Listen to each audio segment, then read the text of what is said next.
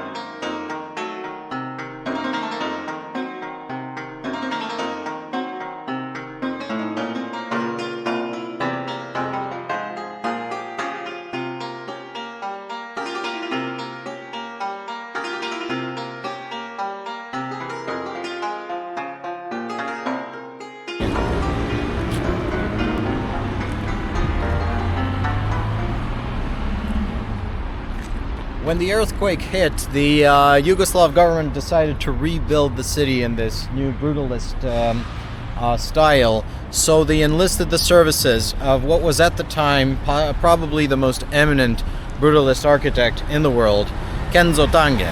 For that reason, Skopje brutalism is not just brutalism classic, it's very specifically the Japanese school of brutalism. And this is why this city can sometimes feel Japanese. But Kenzo Tange personally designed the train station and the general plan for the city of Skopje.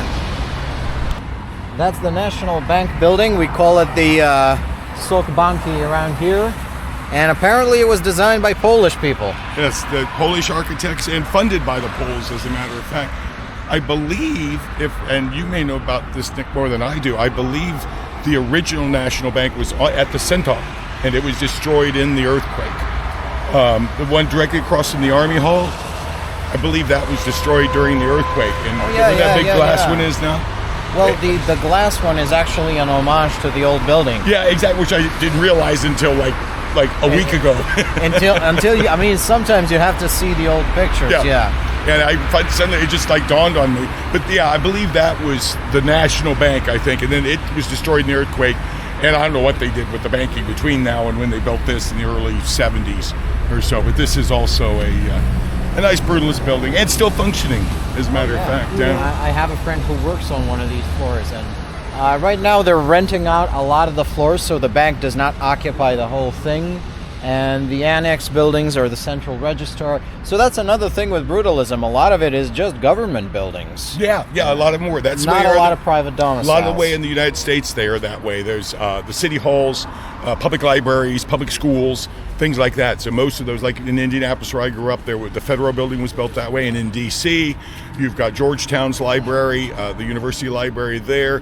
The FBI building is also a brutalist building in D.C., the one that they want to tear down now because they think it's ugly, things like that, But there's quite a few of those. And in Boston City Hall, like we said, is another one, and that was a brutalist style. So there were a lot at that time. They did it a lot for government buildings, but then again, that was what it was for. It was the functional. Didn't matter. It's just supposed to be a place, and it beats a Quonset hut. So Yeah, we're not going to show it in this video, but I think there's remarkably striking brutalist building in the city of Kumanovo here, the post office in Kumanovo.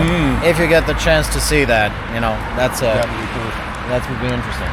Well, that's the National Bank building, also brutalist and really imposing. Yes.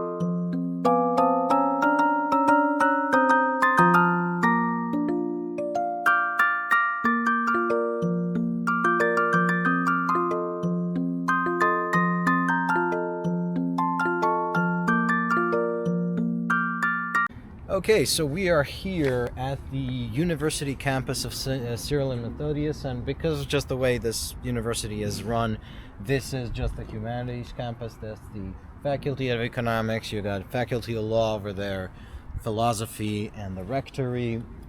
And this is probably one of the most recognizable brutalist, not just buildings, but this entire university campus is just brutalism. And I'm sure Ben knows who built this thing. Yeah, I believe it was Yanukovsky. Again, same the Pochta. Yes. And the thing I've liked about the university here, and I think he captured it, and we talk about turning things inside out in the space. Yeah. Is to me this looks like books. It looks like a library. So it looks like there's like rows of books or the bookshelves and things like this. So to me, that's what the whole university has, that feel of learning, just in this, what seems, pretty stark in that way. But each of these little jutting out areas here on the end, this is to lend extra. These spaces were special. Oftentimes there were special offices in them or reception areas and things. And it whenever you see one, it's to bring extra importance to that particular space on the inside. So anytime those things jut out, you can expect the same at the Army buildings that way too.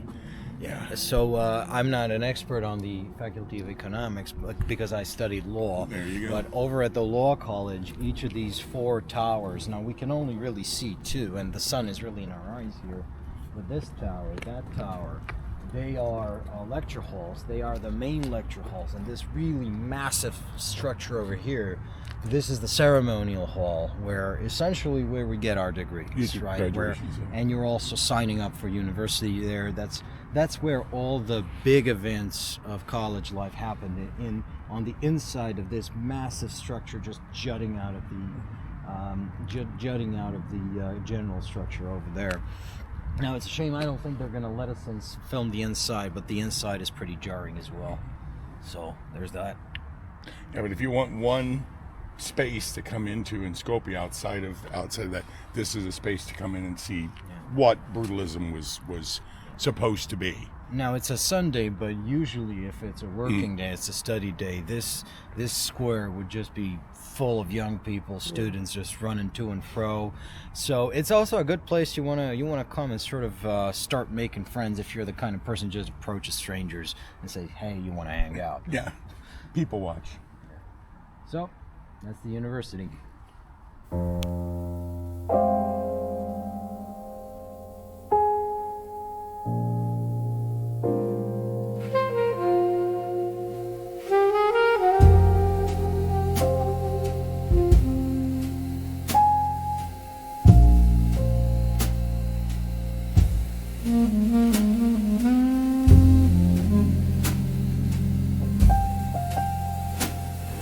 So a really big thing with brutalism is the poetry of concrete. I think because basically they came out of the war, and reinforced concrete is still a recent invention. So basically they're just doing shapes they couldn't do before and doing scales they couldn't do before. That's really that's why it looks so weird even to the human eye, but this is just architects trying to do things that they believed impossible, which were impossible within their memories.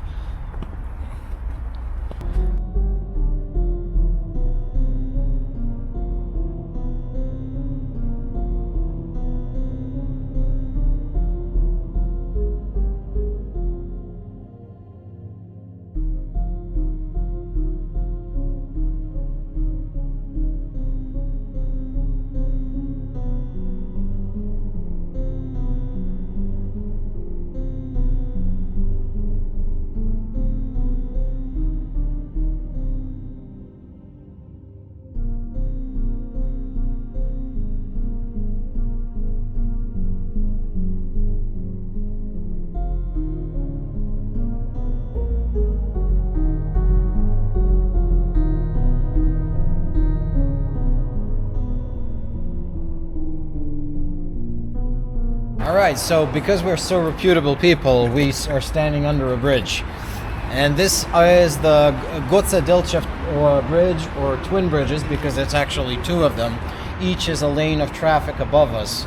This was built, I believe, in the 70s, maybe late 60s. Do you know who was the architect on this thing? No, do you? Well, we can always learn in post-production. So. Yes, exactly. Yeah, I love the look of it. Right, and I don't know, to me, when I was a kid growing up, because this is right over the quay of the river Vardar, it always looked like the belly of a giant whale, the underside of a whale. Yeah, I wonder if how many more, whether it was engineers or architects that had more to do with this. It's an amazing bridge, and I really love these large, massive pylons that they have over here. Well, there's quite a few commercials I've seen and music videos people will shoot here, just underneath. They pull their cars down here and take videos and stuff. You're not supposed to drive around here. Yeah, you know how it is. I know. You can get down here. So yeah, that's the one of the most fun places in Skopje. Just hang out under bridges. All sorts of respectable people live here. Yep. So there's that.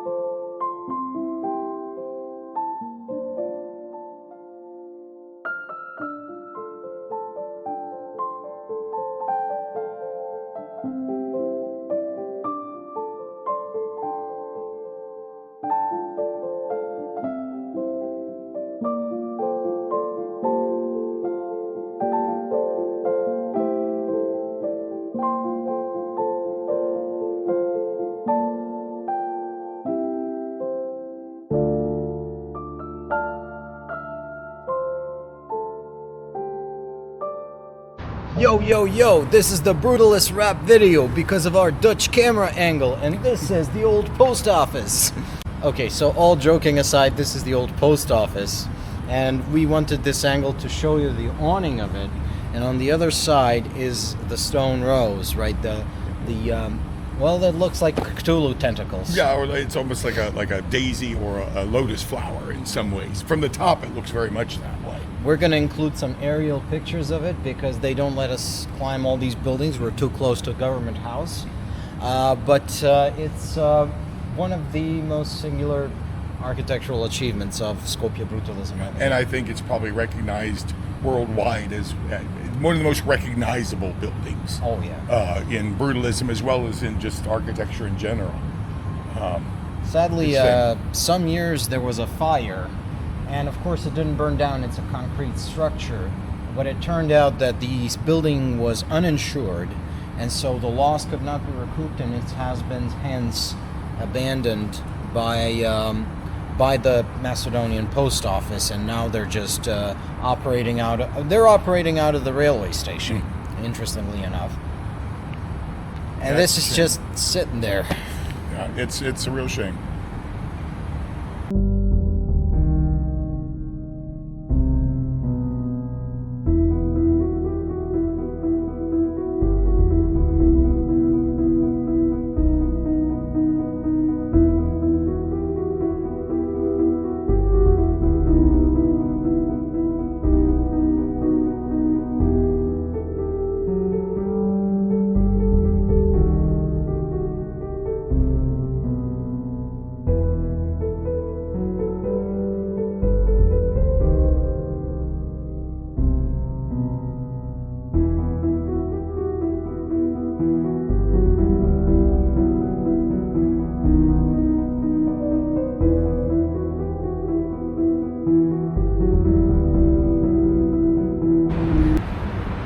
Okay, so this is the telecom building. I don't know if you can see it from my big head, but it was built, I believe, in the late 70s, early 80s. Now, it is a brutalist building, as you can tell from just the ribbed mass concrete here. But see, the shape and the quality of the windows have that indefatigable 80s charm. It looks a little bit like Nakatomi Plaza in Die Hard 1. very And much so it's a little bit more 80s than brutalism, but you know, still got it, still there. We're gonna look at it from another angle pretty soon.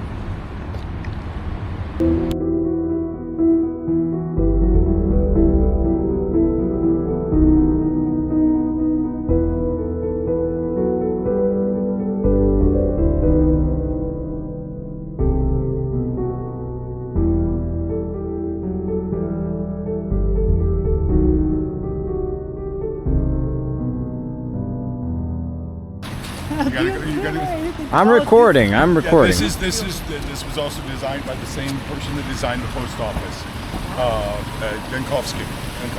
Yeah. It's the same architect that designed this and designed also out at the university that we were at.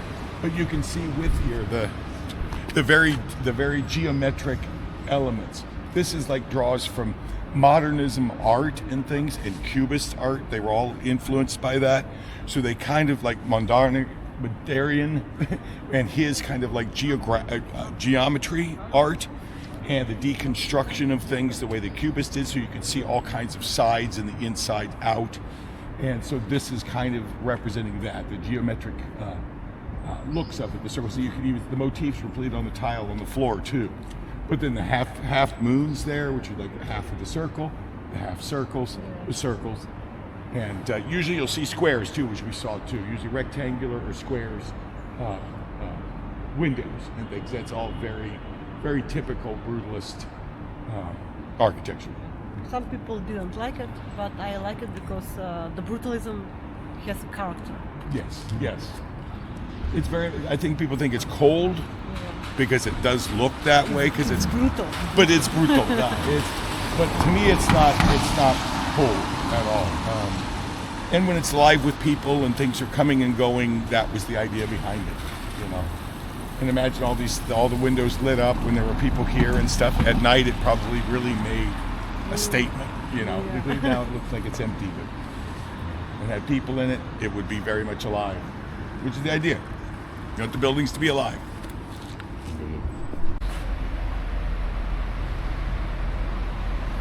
Hi. If you guys can see that little space over there between the shops and the living spaces in the building. Now, this building is part of what we call Gradski Zid. It means city wall. And it sort of rings around the main square of the city of Skopje. But that little space was supposed to be empty. That's called a mezzanine. And so when Kenzo Tange designed the city, he intended that to be empty so that the air could penetrate into the inner city, because otherwise it's going to be stuffy and muggy and insufferable in the summer. But then human greed took over and they thought, why don't we just use it for office space? And it's not a lot of office space, but that's why we don't have good air in this city, I suppose. But and would move people off the street too, so they could have been sitting up here on the mezzanine level, and they'd be off the street level too, not down here.